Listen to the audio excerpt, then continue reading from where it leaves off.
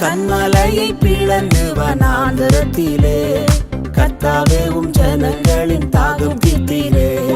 கண்மலையை பிளந்து வனாந்தரத்திலே கர்த்தாவே உம் ஜனங்களின் தாகம் தீர்த்தீரே.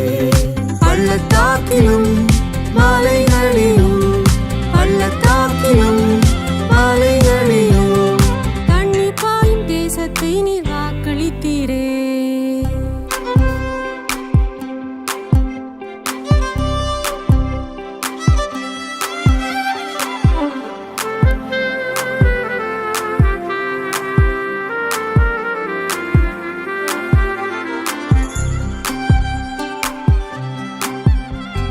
ஜீவ தண்ணீராம் இந்த நல்ல கர்த்தரே, ஜீவ ஊற்றினால் என்னை நிறைத்திடுவீர். ஜீவ தண்ணீராம் இந்த நல்ல கர்த்தரே, ஜீவ ஊற்றினால் என்னை நிறைத்திடுவீர். கனி தந்திட நான் செழித்தோங்கிட, கனி தந்திட நான் செழித்தோங்கிட, கர்த்தரின் கரத்தில் நித்தம் கனம் பெற்றிட.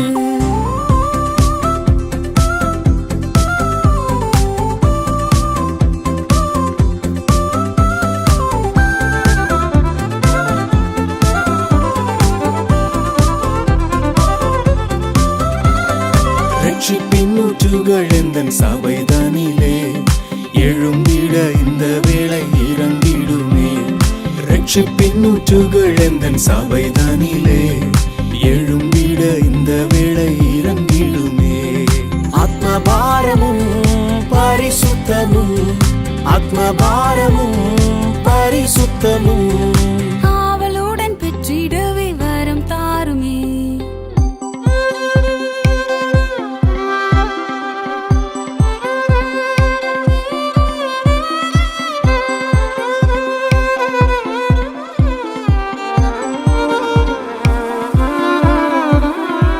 திறக்கப்பட்டதாமுற்று சிலுவையிலே ரட்சகரின் காயங்களில் வெளிப்படுதே.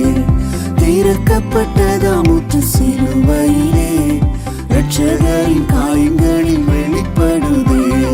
பாவக்கரைகள் முற்றும் நீங்கிட, பாவக்கரைகள் முற்றும் நீங்கிட, பரிசுத்த சமூகத்தில் ஜெயம் பெற்றிட.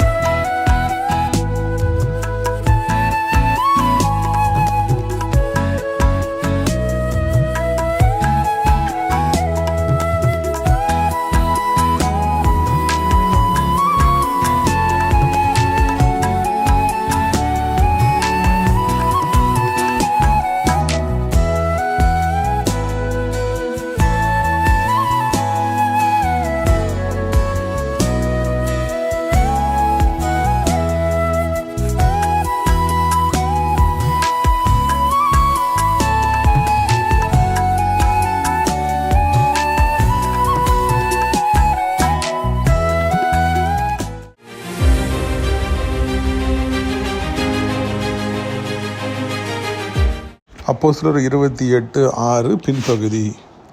பவுலுக்கு ஒரு சேதமும் வராததை கண்டபொழுது வேறு சிந்தையாகி இவன் தேவன் என்று சொல்லி கொண்டார்கள். பாம்பு கையில் கடிச்சிருது, அது விஷப்பாம்பு. அது வரைக்கும் அந்த மெலிதா தீவில் அந்த பாம்பு கடித்து யாருமே பிழைச்சதை சரித்திரமே கிடையாது. 276 பேர் இருக்காங்க. கரெக்டாக பவுல அப்போஸ்தலனை அது கடிக்குது. உடனே பெரிய பாவி, இவன் கொலைபாதகம், இவன் அப்படி இப்படி ஆன பூனை, அதனால தான் பாம்பு கடிச்சிட்டு இவன் செத்துருவான் அப்படின்னு சொல்லி அவங்க நியாய தீர்ப்பு கொடுக்குறாங்க அந்த மக்கள். ஆனால் இவர் சாகாமலே இருக்கிறத பார்த்த உடனே அவங்க வேறு சிந்தையாகி இவன் மனிதன் அல்ல கடவுள் என்று சொல்லி புகழ்ந்தார்களா. ஒரு சனப்பொழுதில் மனிதனுடைய வார்த்தை எப்படி மாறுகிறது, வாய் எப்படி மாறுது. அது வரைக்கும் கேவலமாக பேசினவங்க புகழ்ந்தாங்க. இன்றைக்கி உங்களையும் கூட இப்படியே பெரிய பாவி, பெரிய அயோக்கியம், குடும்பம் பெரிய சாபம் பிடிச்சது, இவன் வழங்க மாட்டான், உருப்பட மாட்டான்னு சொல்லி யாரெல்லாம் கேவலமாக பேசுகிறாங்களோ நினைக்காங்களோ அவர்கள் எல்லாரும் வெட்கப்பட்டு போகும்படியே கர்த்தர் உங்களை உயர்த்துவார். உடனே அவங்க சொல்லுவாங்க, இவனை மாதிரி ஆளே கிடையாது, இவன் கர்த்தருடைய பிள்ளை, எனக்கு அன்னைக்கே தெரியும், இவன் பெரிய ஆளாயிரம்னு அன்னைக்கே எனக்கு தெரியும்னு சொல்லி உங்களை குறித்து ரொம்ப உயர்வாக பேசுவாங்க. உங்களை குறித்து பேசுகிற நாக்கை கர்த்தர் மாற்றப் போகிறார். கேவலமாய் பேசுகிற நாட்கள் உங்களை மிக உயர்வாய் இந்த நாளிலிருந்து பேசப் போகின்றன. அது அந்நிய கண்களில் உங்கள் கண்களை காணும், அந்நிய காதுகளில் உங்கள் காதுகளை கேட்கும். கர்த்தர் உங்களை ஆசீர்வதிப்பாராக. ஆமென். யெகோவாயிரே எல்லாமே பார்த்து கொள்வி, யெகோவாயிரே எல்லாமே பார்த்து கொள்வி. கலங்கலப்பா நாங்க கலங்கலப்பா, கலங்கலப்பா நாங்க கலங்கலப்பா. நாமம் என் புகலிடமே கருத்தோடு துதித்திடுவே. நாமம் என் புகலிடமே கருத்தோடு துதித்திடுவே.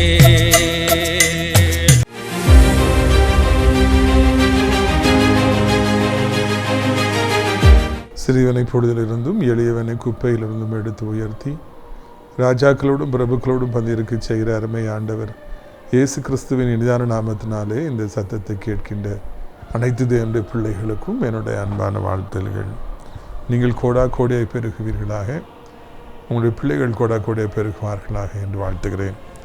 பிரியத்துக்குரியவர்களே, இந்த வாரம் சனிக்கிழமை கர்த்தருக்கு சித்தமானால் சென்னையிலே நம்முடைய விடுநாள் கூட்டம் நடைபெறும். பல்லாவரம் ரயில்வே ஸ்டேஷன் உங்களுக்கு தெரியும். அங்கேருந்து ஷேர் ஆட்டோவில் ஒரு 50 ரூபா கொடுத்தீங்கன்னா முத்தமிழ் நகர் பஸ் ஸ்டாப் பம்மல் மெயின் ரோட்டில் வரும். அதில் சியோன் காம்ப்ளெக்ஸ் உள்ளே நடந்து வந்தீங்கன்னா 4வது மாடி.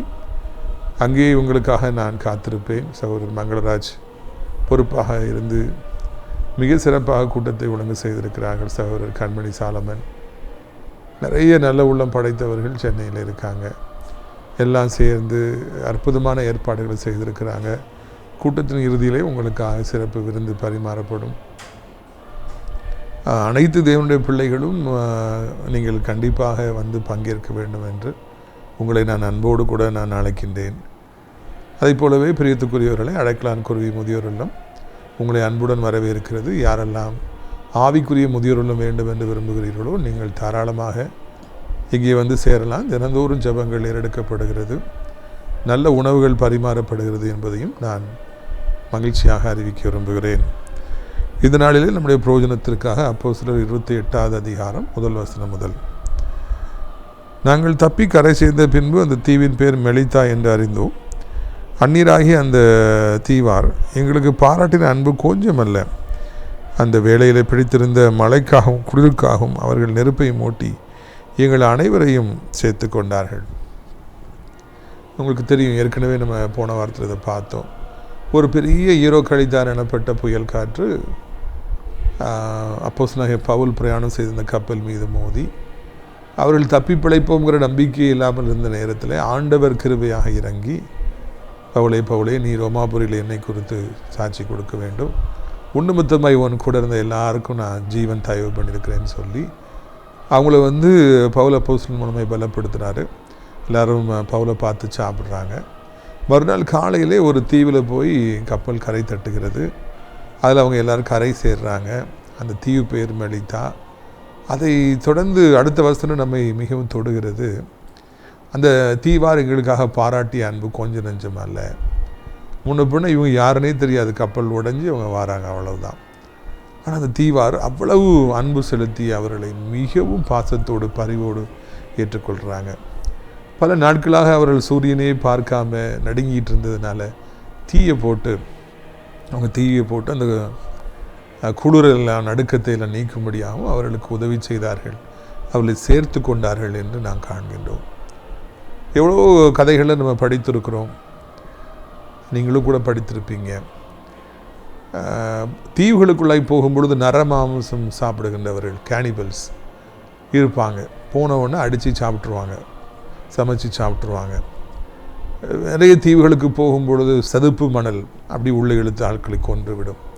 தீவுகளெல்லாம் ஒரு பொழுதும் சேஃபானது கிடையவே கிடையாது. ஆனால் இவர்களுக்கு இவ்வளவு ராஜ மரியாதை, இவ்வளவு அன்பு, இவ்வளவு பாசம், இவ்வளவு பெரிவு, இவ்வளவு அன்பாய் அவர்கள் ஏன் ஏற்றுக்கொண்டார்கள் என்று நான் சிந்தித்து பார்த்தேன். அதுக்கு ஒரு முக்கிய காரணம் உண்டு. ஆண்டவர் காண்பித்த இடம் எப்பொழுதுமே நலமானதாகவே இருக்கும். பவுல் அப்போஸ்தலன் அங்கே இருக்கிறபடினாலே கர்த்தர் காண்பித்த அந்த தீவாரும் கூட நல்லவராகவே இருந்தார்கள். அப்படி உள்ளத்தை ஆண்டவர் ஏவினபடியினாலே இந்த 276 பேரையும் அவர்கள் சந்தோஷமாக ஏற்றுக்கொண்டார்கள். முடிந்த அன்பை காண்பித்தார்கள், உதவி செய்தார்கள், தீ போட்டு அவருடைய நடுக்கங்களை எல்லாம் நீக்க முயற்சி செய்தார்கள் என்று நான் காண்கின்றோம். ஆண்டவர் நம்முடைய வாழ்க்கை பாதையில் இதே போல கூட வருவார் என்றால், அவர் அன்புள்ளவர்களை, பரிவுள்ளவர்களை, நம்மை சந்தோஷமாக ஏற்றுக்கொள்பவர்களை, நமக்கு உதவி செய்பவர்களை நம்முடைய வாழ்க்கையில் அவர் அறிமுகப்படுத்துபவராக இருக்கின்றார். கர்த்தர் உங்களை நேசிக்கிறார்னா அவர் செய்கிற முதல் காரியமே அவர் நல்ல ஆட்களை உங்களுடைய வாழ்க்கையில் இன்ட்ரடியூஸ் பண்ணுறார்.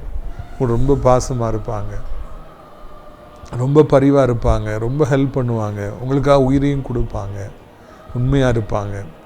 இப்படிப்பட்டவர்களே உங்களுடைய வாழ்க்கையில் நண்பர்களாக, சொந்தங்களாக ஆண்டவர் அறிமுகப்படுத்தி எப்பொழுதும் உங்களை தாங்குவதற்கு ஆண்டவர் அவர் சித்தம் கொள்கிறவராக இருக்கின்றார். இதைத்தான் இந்த நாளிலே உங்களுக்கு நான் அறிவிக்கும்படியாக ஆண்டவர் என்னை அழைத்தார். God will show you some good persons, good-hearted people, lovable people in your life. உங்களுக்குன்னு சொல்லி உண்மையாக இருக்கிறவர்கள் கண்டிப்பாக தேவை. உங்களுக்கு உதவி செய்கிறவர்கள் தேவை, உங்களை ஆற்றி தேற்றுபவர்கள் தேவை, உங்களை பலப்படுத்துபவர்கள் தேவை. 2வது படித்திருக்கிற மாணவ மாணவிகளை, உங்களுக்கு என்ன படிக்கணும், இதை படித்தா நல்லா ஃப்யூச்சர்னு சொல்லி வழி காண்பிக்கிற கைட்ஸ், கலங்கரை விளக்கங்கள் உங்களுக்கு தேவை. படித்து முடித்திருக்கிற மாணவ மாணவிகளை எப்படி வேலையை நோக்கி செல்வது, பிரயாணப்படுவது என்று காண்பிக்கக்கூடியவர்கள் தேவை. ஊழியத்திற்கு வந்திருக்கிற தம்பி தங்கச்சி எப்படி ஊழியம் செய்யணும், என்ன பண்ணணும்னு சொல்லி வழி காண்பிப்பவர்கள் தேவை, உதவி செய்பவர்கள் தேவை, காணிக்கை கொடுப்பவர்கள் தேவை, உங்களை தாங்குகிறவர்கள், தட்டி கொடுக்கிறவர்கள் தேவை என்பதை மறந்துடாதீங்க. இவர்களை எல்லாம் ஆண்டவர் உங்களுடைய வாழ்க்கையில் நிச்சயமாக அறிமுகப்படுத்துவார். நான் இங்கே போய் யாரை பிடிக்கிறது பிரதர், எனக்கு என்ன தெரியும் சொல்லலாம். அவங்களுக்கு என்ன தெரியும், கர்த்தர் கரெக்டாக கூப்பிட்டு போனார் இல்லையா, அதே மாதிரி உங்களையும் அழைத்து கொண்டு செல்லுவார், அவர்களை அறிமுகப்படுத்துவார். அநேக ஆசீர்வாதங்கள் உங்களுக்கு கிடைப்பதை நீங்கள் உணர்வீர்கள். பவுல் சில விறகுகளை வாரி அந்த நெருப்பின் மேல் போடுகையிலே ஒரு விரியன் பாம்பு அனலரித்து புறப்பட்டு அவனுடைய கையை கவி கொண்டது. விஷப்பூச்சி அவன் கையில் தொங்குகிறதை அந்நீராகி இந்த தீவார் கண்டபொழுது, இந்த மனுஷன் கொலைபாதகன், இதற்கு சந்தேகமே இல்லை, இவன் சமுத்திரத்துக்கு தப்பி வந்தும் பழியானது இவனை பிழைக்க ஒட்டவில்லை என்று தங்களுக்குள்ளே சொல்லி கொண்டார்கள். அப்போது எல்லாரும் அந்த கட்டைகளை எடுத்து அந்த தீக்குள்ளே போடுறாங்க. நிறைய கட்டைகளை போட்டாதுன்னா நிறைய தீ பிடிக்கும். அப்போ தானே எல்லா 270 பேர் வந்திருக்காங்க, தீவில் இருக்கிறவங்க எல்லாருக்கும் மொத்தமாக மாசாக தீ வேணும், அப்படி கதகதப்பாக இருக்கணும் அப்படின்னா அவ்வளோ கட்டைகளை எடுத்து போடணும். எல்லோரும் போடுறாங்க. பவுல் அப்போஸ்தலன் எடுத்து போட்டாரா, யாராவது போடட்டும், வேறங்க எங்கே போடுங்கள் என்று சொல்லி அவர் அங்கே தோரணையாக நின்றுருக்கலாம். அவர் ஊழியக்காரர் நிற்கிறதுக்கு எல்லா தகுதி இருக்குது. ஆனால் அவர் அப்படி செய்யலை. அவரும் வேலைக்காரரில் ஒருவராக, வேலைக்காரரோடு வேலைக்காரராக அவரும் நின்று அந்த கட்டைகளை எடுத்து போட்டார். அவரை நான் பாராட்டுகின்றேன். எவ்வளோ தாழ்மை, எவ்வளோ உழைப்பு, எவ்வளோ ஸ்பீடு, இதெல்லாம் அவர்கிட்ட இருந்தது. அதையெல்லாம் நாம் படித்து கொள்ள வேண்டும். அநேக நேரங்களில் யாராவது வேலையை செய்யட்டும்னு சொல்லி நம்ம கையை கட்டிட்டு நிற்கிறோம். அது ரொம்ப தவறு. என் தகப்பன் பலகீனமானதுக்கு முக்கியமான காரணமே 40 வயது 45 வயது வரைக்கும் அவ்வளோ ஸ்ட்ராங்காக இருப்பாங்க. முதலாளியாக இல்லாமல் தொழிலாளியாக அவங்க இருந்தாங்க. அதுக்கு பிறகு கான்ட்ராக்ட்லாம் கிடச்சி அப்பா நிறையா வீடெலாம் கட்டி கொடுக்க ஆரம்பித்து அவங்க முதலாளியாக மாறினாங்க. அதோடு அவங்க உழைக்கிற காலம் முடிஞ்சுது. அதை செய் இதை செய் அப்படின்னு சொல்லுவாங்க, ட்ராவல் பண்ணுவாங்க. உடல் உழைப்பே இல்லை. உடனே தான் சுகரில் ஆரம்பித்து ஒவ்வொரு வியாதியாக வந்து மிகுந்த சீக்கிரமான வயதிலே அவங்க மறித்து போனாங்க. உடல் உழைப்பு செய்வது என்பது, நம்மை வருத்துவது என்பது, அது நமக்கு மிகவும் பல நல்ல காரியங்களை வாழ்க்கையில் கொண்டு வருகிறது. அப்போ அதை என்றைக்கு நிறுத்தினாங்களோ அன்றைக்கி தான் பலகீனமாக ஆரம்பித்தாங்க. அது வரைக்கும் அவ்வளோ ஸ்ட்ராங்காக இருப்பாங்க. என்றைக்கு உடல் உழைப்பு இல்லையோ அன்றைக்கு எல்லாம் முடிந்து போயிட்டு. நாமும் உழைக்கிறதுக்கு தயங்கவே கூடாது. நம்முடைய வாழ்க்கையில் நாம் தாழ்மையாக இருக்க தயங்கக்கூடாது. யாரோ ஒருவர் செய்யட்டும் என்று சொல்லி நாம் இருக்கக்கூடாது. இவங்க வேலை செய்யட்டும்னு சொல்லி அவங்க சும்மா இருப்பாங்க, அவங்க செய்யட்டுமேன்னு சொல்லி இவங்க சும்மா இருப்பாங்க. யாருமே செய்ய மாட்டாங்க. இதையெல்லாம் நம்முடைய வாழ்க்கையிலே நாம் காண்கிறோம். நாம் உழைக்க வேண்டும், நான் ஸ்பீடாக இருக்க வேண்டும், விரைவாக வேலை செய்ய வேண்டும், தாழ்மையாக இருக்கணும். யாரோ ஒருத்தர் செய்ய நம்ம எதிர்பார்க்கக்கூடாது. அது நல்லது. இவர் இப்படி கட்டை எடுத்துகிட்டு போடும்பொழுது கரெக்டாக அவர் கையில் ஒரு பாம்பு கடித்து, அது விஷப்பூச்சி, விஷப்பாம்பு, அந்த தீவிலே இருக்கிறதுலே மோசமான விஷப்பாம்பு, கடித்தா கண்டிப்பாக செத்து போயிடுவாங்க. அந்த பாம்பு அவருடைய கையை கடித்து விஷத்தை செலுத்தி அது தொங்குகிறது. அது எல்லாரும் தீவில் இருக்கவங்க பார்த்து பயப்படுறாங்க. ஏன்னா அது கடித்தா கண்டிப்பாக செத்து போயிடுவாங்கன்னு தெரியும். உடனே அவங்க சொல்கிறாங்க, இந்த ஆள் பாருங்களேன், இவன் கப்பல்லேருந்து தப்பி வந்தான், ஆனால் ஏதோ பெரிய கொலை பாதகம், ரொம்ப மோசமான ஆள்.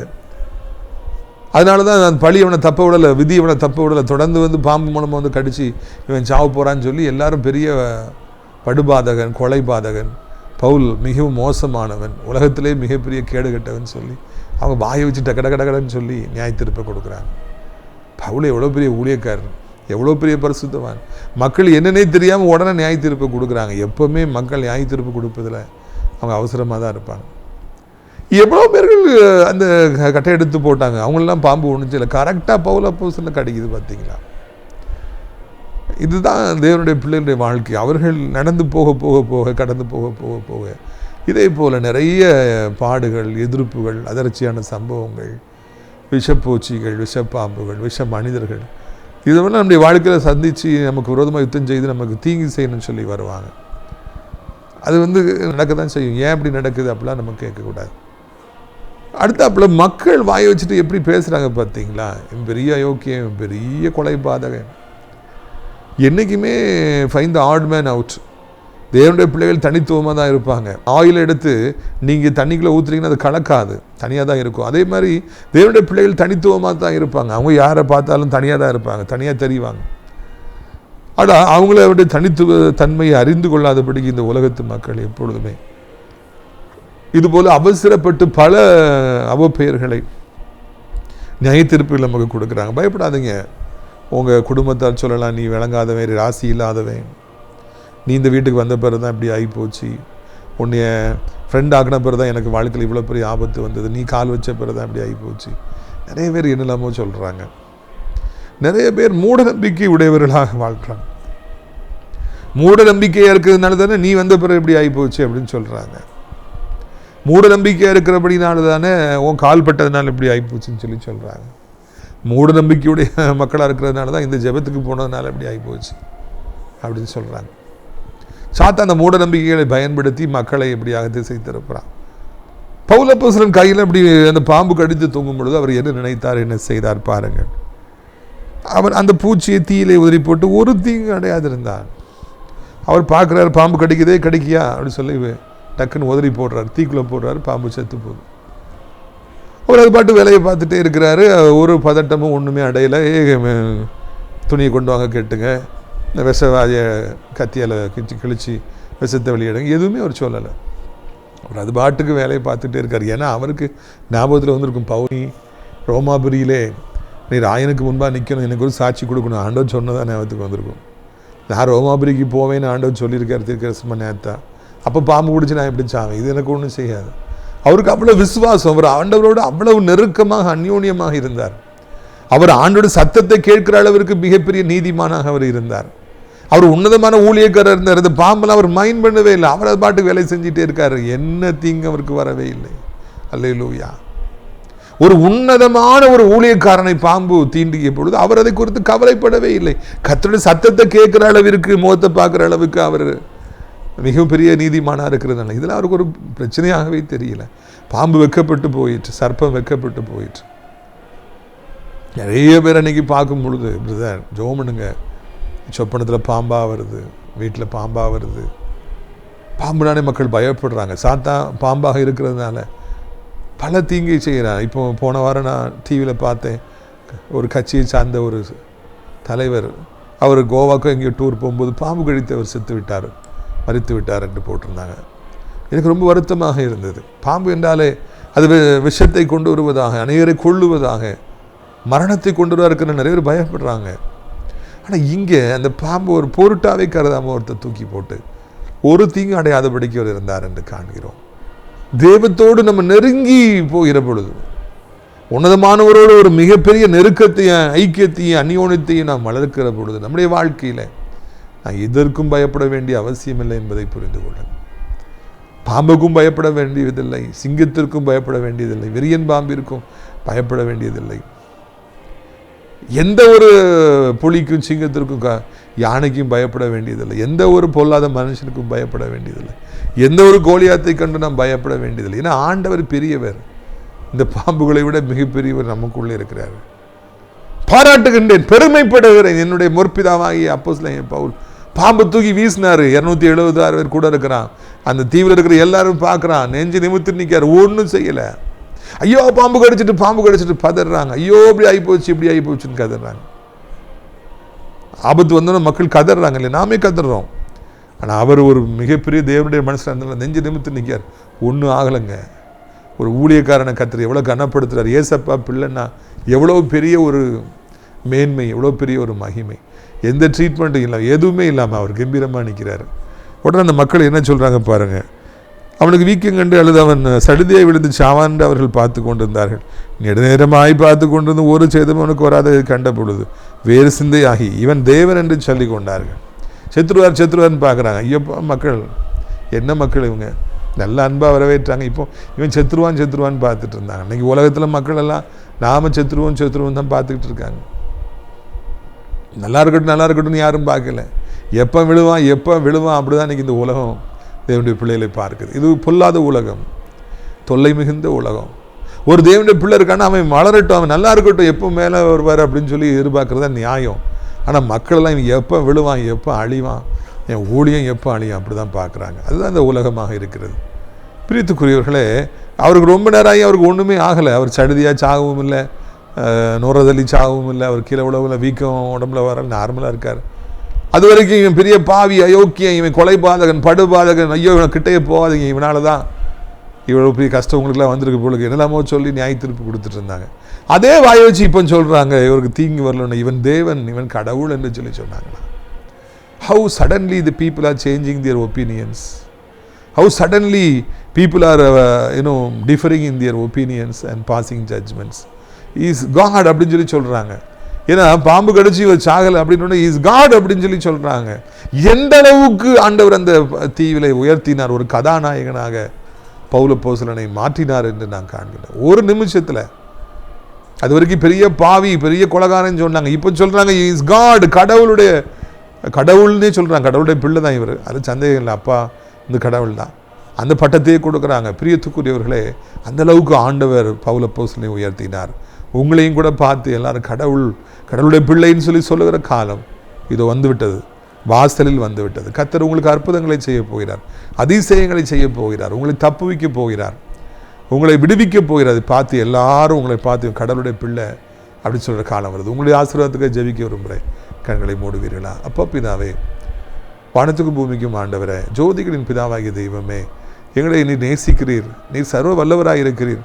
பாம்பு கடித்து மரணத்தை ஆண்டவரை கொண்டு வர விடலை. பவுலப்போஸ்தலனை பாதுகாத்தீங்க. ஆண்டவர் கேவலமாய் பார்த்து கொலைபாதகன்னு சொன்ன அந்த மக்களை பார்த்து ஈவன் கடவுள் என்று அவர்கள் சொல்லத்தக்கதாக, அவரை கண்டு பயப்படத்தக்கதாக, மிகுந்த மரியாதையோடு நடத்தத்தக்கதாக உதவி செய்தீங்க. உங்கள் பிள்ளைகளை யாரெல்லாம் இதுவரைக்கும் கொலைபாதகன், படுபாதகன், ராசியாற்றவன், இவன் ஒரு கேடுகட்டவன், இவன் மோசமானவன் என்னெல்லாம் சொன்னார்கள், அவர்கள் எல்லாம் ராஜ மரியாதையோடு நடத்த செய்யும்படியாக சித்தம் கொண்டிருக்கிறீங்க. அதற்காக நன்றி அப்பா. எவ்வளவு பெரிய தவறான எண்ணம் இருந்தால் அதை மாற்றி போடுகிறீர், அதை உடைத்து போடுகிறீர். நன்றி ஏசப்பா. நம்முடைய வல்லமை ஒவ்வொருக்குள்ளும் இறங்குகிறது. நன்றி ஆண்டவரே. நம்முடைய பிள்ளைகளை கர்த்தர் ஆசீர்வதிக்கிறீர், அதற்காக நன்றி இறைவா. இந்த நாளில் கூட சத்தத்தை கேட்குற பிள்ளைகள் எவ்வளவு பலகீனப்பட்டிருந்தாலும், பாம்பு கடித்து வியாதி கடித்து ஆண்டவரே சோத்திரம் ஐயா, கவனக்குறைவினால் இல்லைன்னா ஏசப்பா ஃபிட்னஸ் இல்லாதனால வந்திருக்கிற எல்லா வியாதிகளையும் மாற்றுங்க. பிள்ளைகளை புதிய பலத்தினாலே நிறையுங்க, புதிய கிருபையினாலே மூடுங்க. நான் இன்று முதல் உன்னை ஆசீர்வதிப்பேன்னு சொன்னவர் இப்படியே இன்று முதற்கொண்டு ஆசீர்வதி. பண நெருக்கடியே இருக்கக்கூடாது. சாத்தா முற்றுகை போடக்கூடாது. பணம் வராதபடிக்கு முற்றுகை போடக்கூடாது. வருமானம் இல்லாதபடி பிள்ளைகள் தத்தளிக்கக்கூடாது. ஆண்டவரே நிரப்புவீராக, நிரப்புவீராக. ஊற்று கண்கள் பூமியின் ஊற்று கண்கள் திறக்கப்படுவதாக, நீரூற்றுகள் புறப்படுவதாக, வானத்து பொக்கிஷசாலைகள் திறக்கப்படுவதாக. பிள்ளைகளை அளவில்லாமல் ஆசீர்வதிப்பீராக. தெய்வக்கரம் ஒவ்வொருவரையும் தாங்கட்டும். ஆண்டவரை யாராக இருந்தாலும் சரி, இந்த உலகத்தில் எல்லோரையும் நீங்கள் ஆசீர்வதிங்க. முக்கியமாக வயசானவங்க கீழே விழுந்துடாதபடி, அவங்க எலும்பு உடைஞ்சிடாதபடி பாதுகாத்து கொள்ளுங்க. விபத்து, நாச மோசங்கள், ஹார்ட் அட்டாக்கு, சடுதி மரணங்கள் அப்படி எதுவுமே கேள்விப்படாதபடி, பிள்ளைகளுக்கு வந்துவிடாதபடி விலக்கி பாதுகாத்து கொள்ளுங்க. ஆண்டவரை எல்லா மக்களையும் ஆசீர்வதிங்க. எல்லா நாட்டு மக்கள், இந்திய நாட்டு மக்களையும் ஆசீர்வதிங்க. முக்கியமாக கர்த்தருடைய பிள்ளைகள், ஏசப்பாவை நம்பி வந்தவங்க, அவங்க யாரானாலும் இருக்கட்டும், எந்த ஊரானாலும் இருக்கட்டும், இயேசுவை நம்பி வந்தவர் ஒருவரும் வெட்கப்பட்டு போகாதபடிக்கு கர்த்தாவை பாதுகாப்பீராக. அவர்கள் என்ன காரியங்களை விரும்பினாலும் அவர்களுக்கு நீ கொடுப்பீராக. அது எதை செய்தாலும் அவர்கள் வெற்றி பெறுவார்களாக, அவர்கள் வாழ்ந்திருப்பார்களாக, வெற்றி பெறுவார்களாக. ஆண்டவரே அவர்களை உயர்த்துவீராக. அவருக்கு ஒரு நாள் எந்த கேடும் வராதபடி காத்துக்கொள்ளுங்கள். செப்பன் ஆசிரியர் திராட்சைப்பழத்தோட்ட ஒளி நேசிக்கிற, நாள்தோறும் நிகழ்ச்சிகளை பார்க்கிற, அறியப்படுத்துகிற, ஜெபத்தினாலே காணிக்கைகளை தாங்குகிற ஒவ்வொரு நல்ல உள்ளத்தையும் ஆசீர்வதிங்க. ஆண்டவரே நீங்கள் மகிமைப்படுங்க. இந்த சத்தத்தை கேட்ட பிள்ளைகள் ஒவ்வொருவரையும் இன்று முதற்கொண்டு ஆசீர்வதிங்க. இயேசுவின் மூலம் ஜெபிக்கிறோம் பிதாவே. என் ஆத்துமாவே கர்த்தரை சோத்தரி, என் முழு உள்ளமே அவருடைய பரிசுத்த நாமத்தை சோத்தரி. என் ஆத்துமாவே கர்த்தரை சோத்தரி, அவர் செய்த சகல உபகாரங்களையும் ஒரு பொழுதும் மறவாதே. ஆமென். என் கர்த்தராகிய இயேசு கிறிஸ்துவுடைய கிருபையும் பிதாவாகிய தேவனுடைய அன்பும் பரிசுத்தாவுடைய அந்யோன்யமில்லாத பிரசன்னம் உங்கள் அனைவருடைய இன்றைக்கு சதா காலங்களில் நினைத்திருப்பதா. அல்லேலூயா, அல்லேலூயா. God bless you.